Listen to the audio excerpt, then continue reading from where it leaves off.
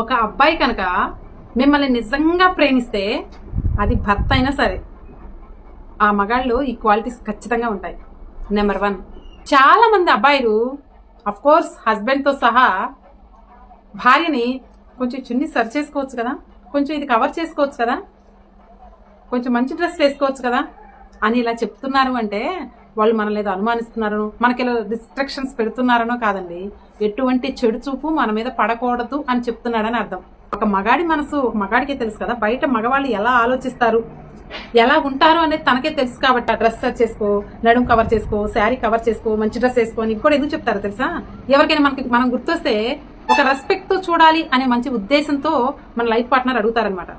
ఇక నెంబర్ 2, ఎక్కడికి వెళ్తున్నావు, ఎక్కడున్నావు, ఏం చేస్తున్నావు అని మన లైఫ్ పార్ట్నర్ అడిగాడు అంటే అది అనుమానం కాదండి, అక్కడ ఉన్నటువంటి ఎన్విరాన్మెంట్ నీకు సేఫ్ గా ఉందా లేదా అని. నెక్స్ట్, తన ఫోన్ కి రిప్లై ఇవ్వకపోయినా, మెసేజ్ కి రిప్లై ఇవ్వకపోయినా మీ మీద కోపపడుతున్నాడు అంటే మీరంటే ప్రాణం అని అర్థం. ఇక నెక్స్ట్, అదే అబ్బాయి తను ఎప్పుడూ చేయనటువంటి పనులు మీకోసం తనని తాను మార్చుకుంటూ మీకు కంఫర్టబుల్ గా ఉంటున్నాడు అంటే మీతో లైఫ్ లాంగ్ తన ఫ్యూచర్ ని ప్లాన్ చేస్తున్నాడు అని అర్థం.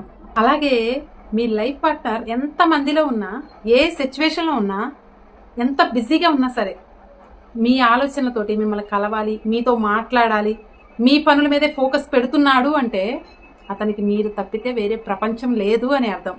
ఇలాంటి క్వాలిటీస్ ఉన్న పర్సన్ మీ లైఫ్ లో కనుక ఉంటే అస్సలు వదుకోకండి. ఏ జన్మలోనే మీరు ఏదో పుణ్యం చేశారనే అర్థం అండి.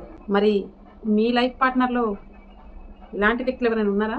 నా కామెంట్ సెక్షన్లో తెలియజేయండి.